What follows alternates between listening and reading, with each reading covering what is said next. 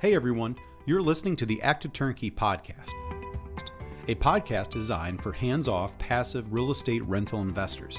In the Active Turnkey podcast, you'll hear Tom Olson and Jared Stoltmeister discuss all things turnkey rentals with other turnkey providers, service providers, and rental investors.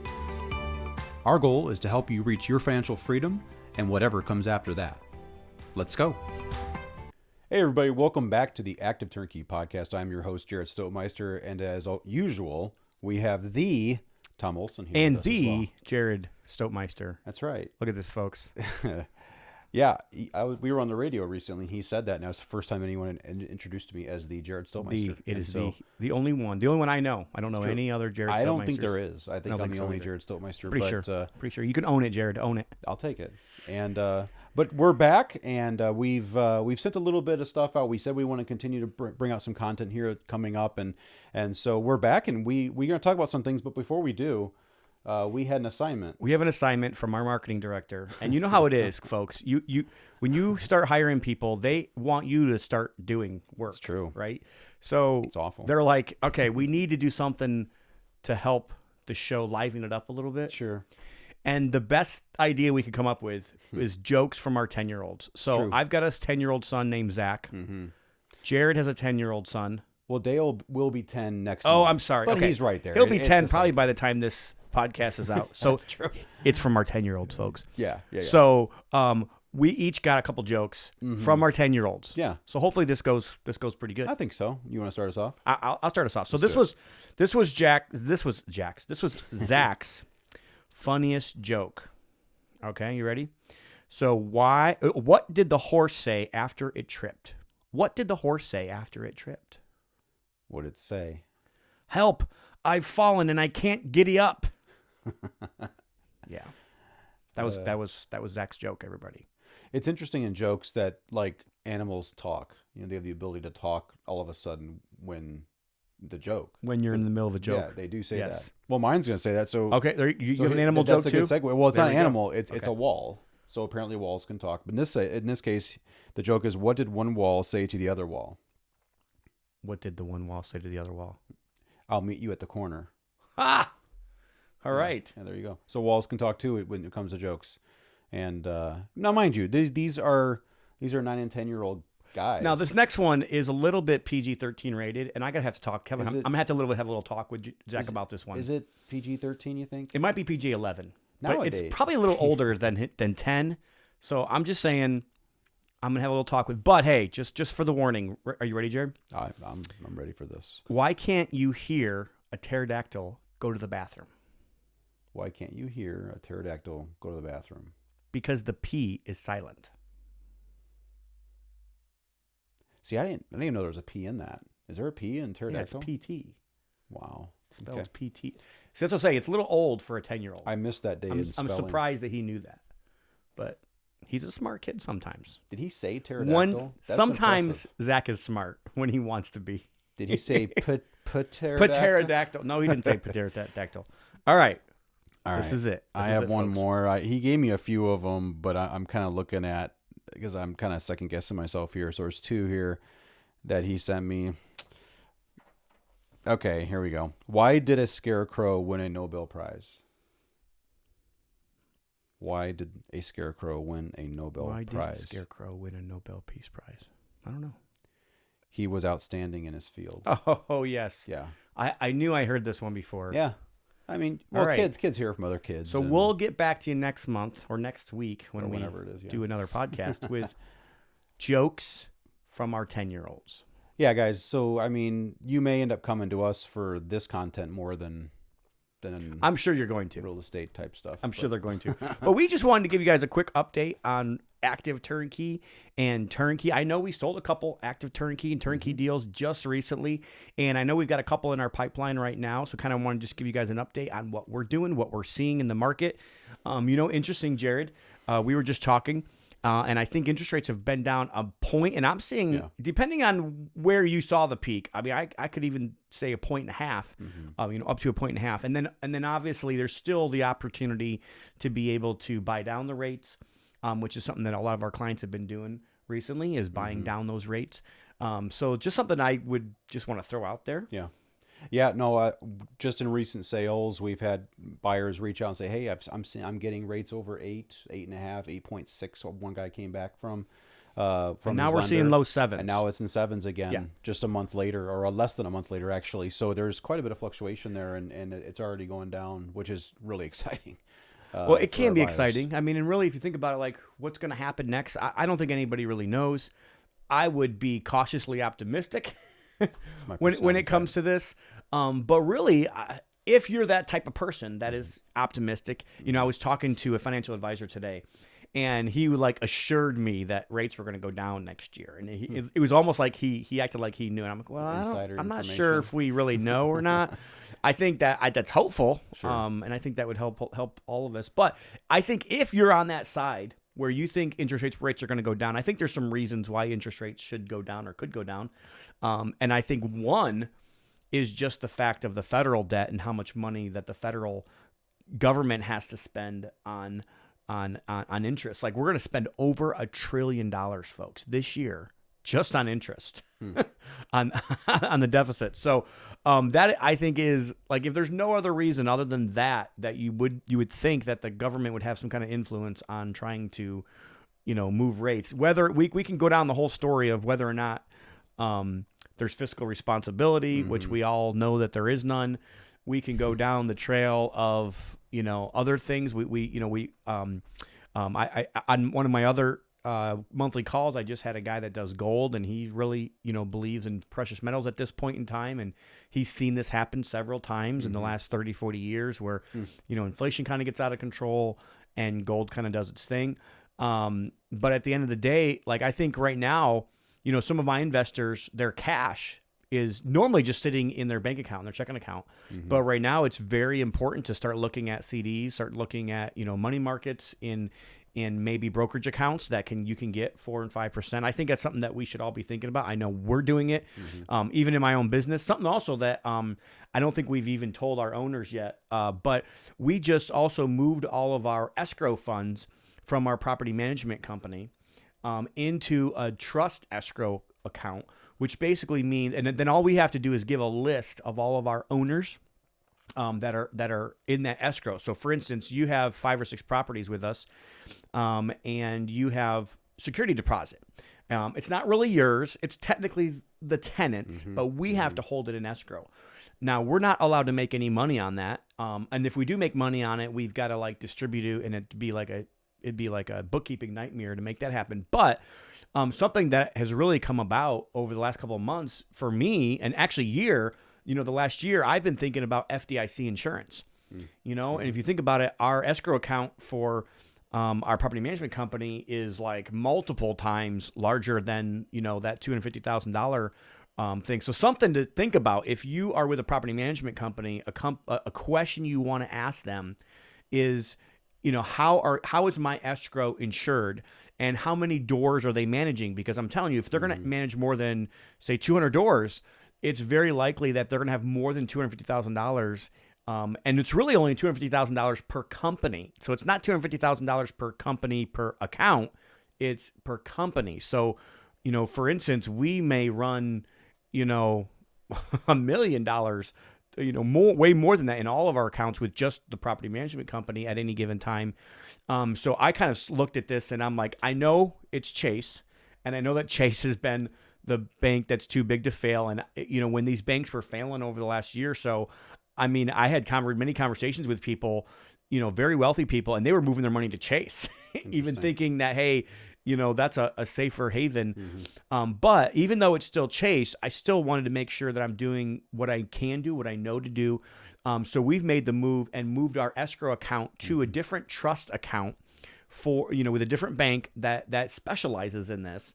And so every single investor that we have that's in that is now insured up to $250 per investor. So to me, I think it's a big deal. It's something that you should really talk to Can you say that again? It's insured per investor? So it's FDIC insured up to $250,000 per investor. So we have given the bank a list of the investors that we're holding their escrow for. Wow, that's awesome. So if for some reason a bank were to go belly up, our investors are still are still safe. They're, Yeah. they're like, if we were to lose our money, for instance, in that escrow account because a bank went belly up. And again, I know this is kind of like second and third type of like making sure you're covered. Yeah. Yeah. And I know with these couple banks that have gone under, they've come in and they have insured everybody, which I don't really honestly believe they should. The insurance isn't really there. The government's just, forking over taxpayer money to do so. But anyways, I felt like it was something that was important for us to do. Yeah. And I thought that it was something that we could come back to our investors and say, hey, if you've got 30 or 40 accounts with us, you're totally covered. Really, honestly, up until you've got $250,000 in security deposits that we're holding. So that would mean you'd have to have about, 150 to 200 properties more than likely with us in order for you to not be 100% covered. And at that point, we could have a conversation, about maybe, I know a lot of my owners, or a lot of our owners, were even talking about, splitting up, if you have a company. I think this is important. Like if you have a company and you're sitting with more than $250,000 in cash in that company, and even if it's several accounts, and maybe you got $250,000 in one company and $150,000 in our company, and it doesn't matter how much it is, you're really only covered up to $250,000 per tax ID number. So I know a lot of the people I know were, getting even personal accounts too. Like if you've got enough liquid personally, you want to, I asked my accountant, I'm like, what do you think people should do? He's like, well, there's a couple options, but what most people are doing is just, getting different banks and having different banks hold their assets. So they're FDIC insured. So that's kind of a little bit of an update. Yeah. We haven't talked about that. Something we've been working on not all year, but probably for the last 3 or 4 months. And we've made, I think we completely finished that about, a month and a half ago, and we're all set with that now. So I'm excited to be able to talk about that. Also right now we're kind of going into the winter months. And, with rentals, it's always a little bit difficult right now, right between, Thanksgiving and the first of the year to rent places. So, to me, I know it's one of those tough things. We just got through a slew, and I think we rented 35 properties or so in 20 days, right before Thanksgiving. So I know that there's still a couple of ours that are still out there. Not too many single families.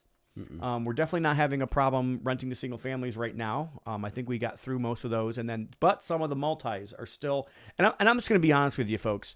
I believe we may have gotten a little bit too exuberant during COVID, especially with the multifamilies. For years and years and years, decades, you go back decades, you would have always found, a 2-bedroom apartment way lower price than a 2-bedroom house, like way, way lower. And so, I mean, a 2-bedroom in this area, let's just say Maryville, Indiana-ish area, used to be $900, but a 2-bedroom apartment was like $600, maybe $550.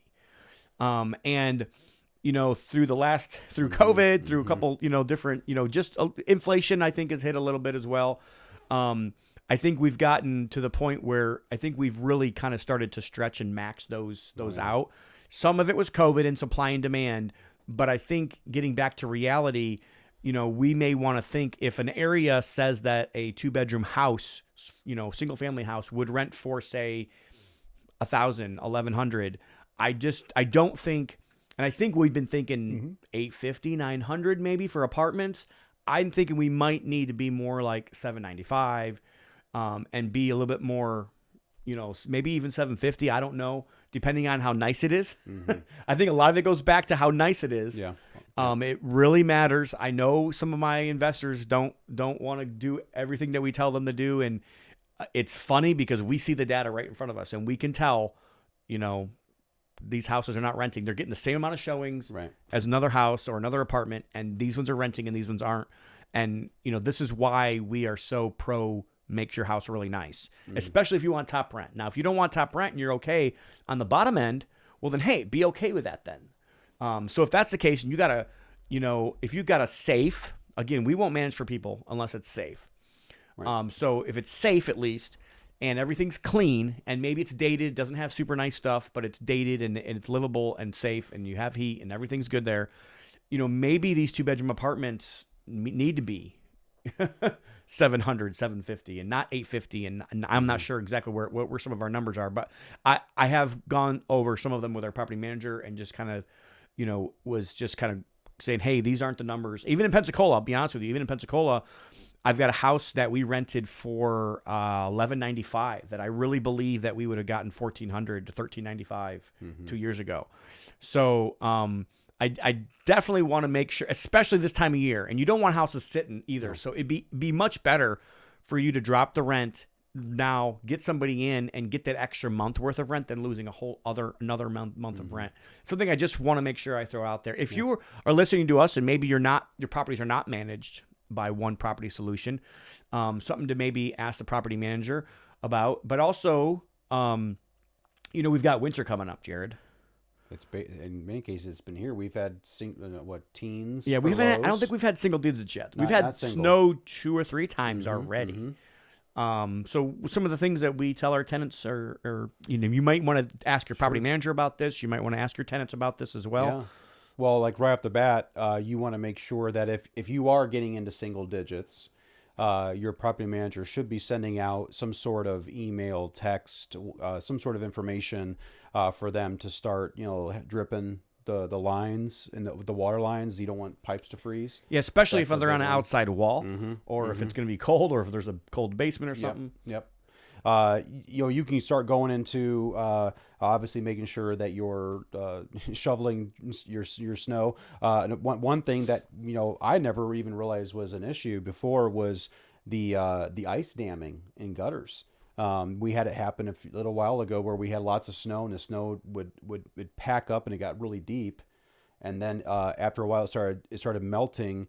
But it wasn't going under; it was actually going up and under the gutters. In the gutters, yeah. And it happened in my personal home actually, and so we had a leak there, and so just paying attention. A lot of these are just notifications your property manager would send out to. Yeah, I mean, being proactive even before winter time. You can think about making sure gutters get cleaned out. It's true.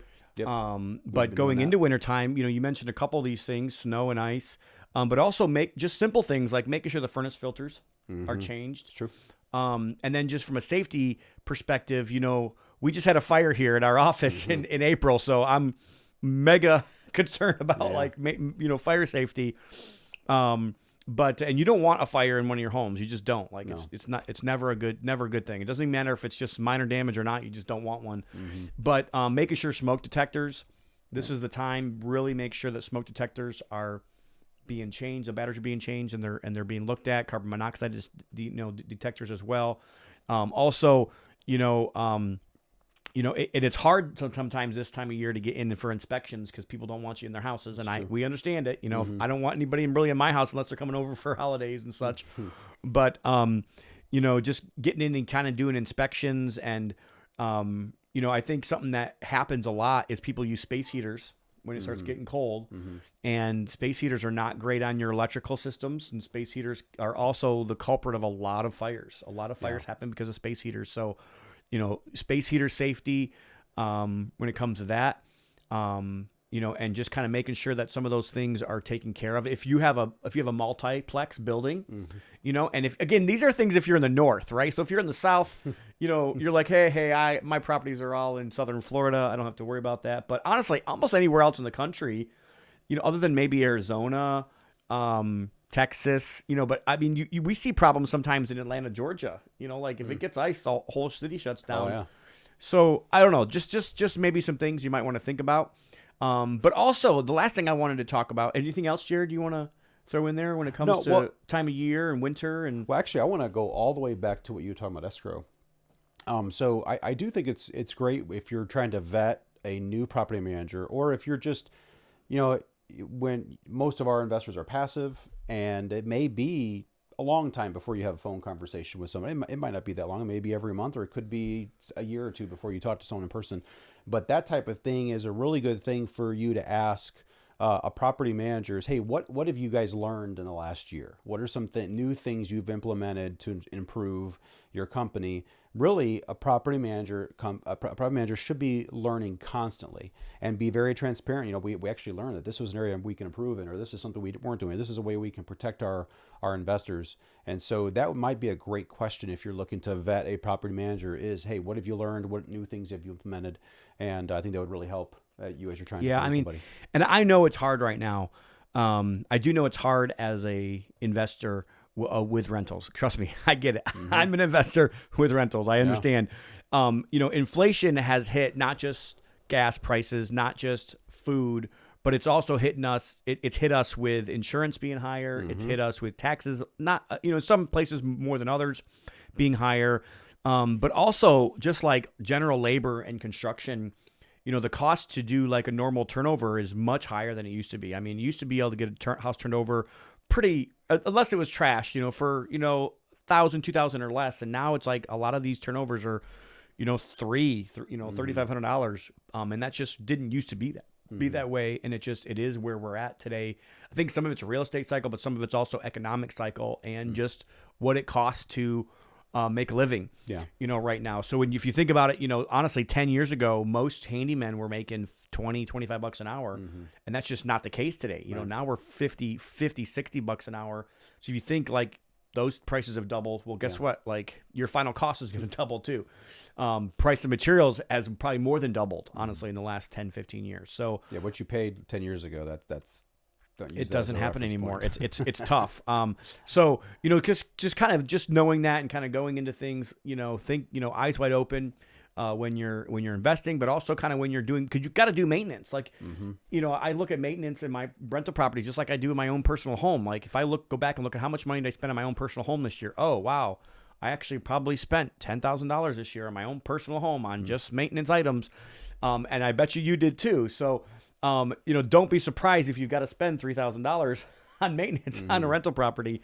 I do think over the long haul, I think it'll perform well. And I believe if I didn't believe in this product, I wouldn't sell this product. I believe that I think it's the best thing that we have to offer. We have a fund that people can invest in, and I think it's good. I think our fund is solid. It's a good investment. I have some of my money in there.